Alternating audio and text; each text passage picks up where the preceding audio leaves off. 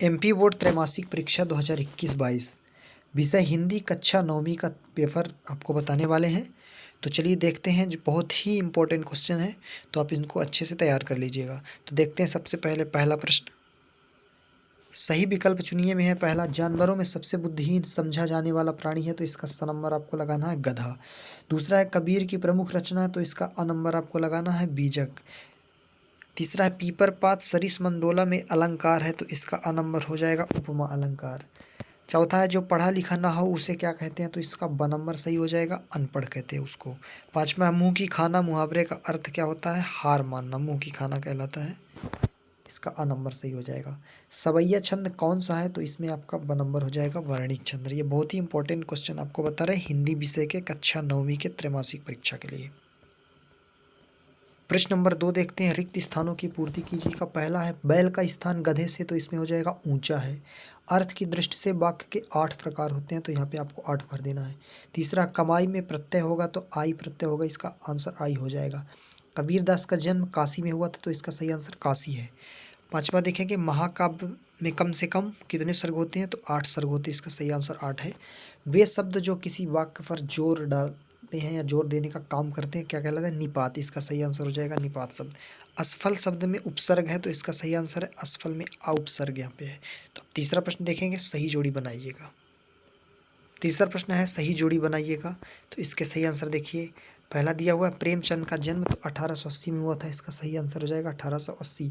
सूरज का ब्याह है, सूरज का ब्याह है रचना जो है रामधारी सिंह दिनकर की है, तो इसका सही आंसर है रामधारी सिंह दिनकर। सु प्लस आगत से क्या बनेगा, स्वागत बनेगा, यहाँ पे इसका सही आंसर। तन का पर्यायवाची काया होगा, इसका ये टिक कर देना है। ग्राम का तद्भव शब्द जो होता है तत्सम है, ग्राम और तद्भव होता है गांव। कबीर ने श्रेष्ठ किसको माना, कर्म को कबीर ने श्रेष्ठ माना, इसका सही आंसर हो जाएगा कर्म। और दो बैलों की कथा जो कहानी थी वो प्रेमचंद ने लिखी थी, तो ये सही जोड़ी हो गया। अगला देखते हैं चौथा प्रश्न।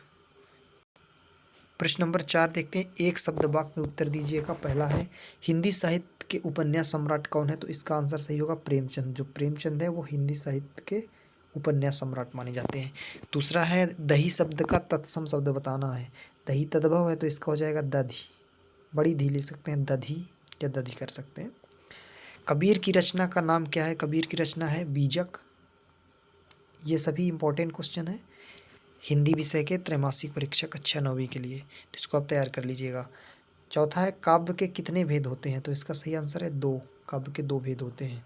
काव्य की शोभा बढ़ाने वाले तत्वों को क्या कहते हैं, तो काव्य की शोभा बढ़ाने वाले तत्वों को अलंकार कहते हैं, इसका आंसर है अलंकार। अमृत राय द्वारा लिखित प्रेमचंद्र की जीवनी का नाम क्या है, ये छठवां प्रश्न है, तो कलम का सिपाही, इसका सही आंसर है कलम का सिपाही। कलम का सिपाही छठवें का आंसर हो जाएगा सिपाही। सातवां झूरी काची के बैलों के क्या नाम थे, तो इसका हीरा और मोती सही आंसर है, हीरा और मोती। तो ये आपको कक्षा 9वीं हिंदी विषय के त्रैमासिक परीक्षा के इंपॉर्टेंट क्वेश्चन बता रहे थे जो आपके त्रैमासिक पेपर में आ सकते हैं, तो इसको आप तैयार कर लीजिएगा। Thank you.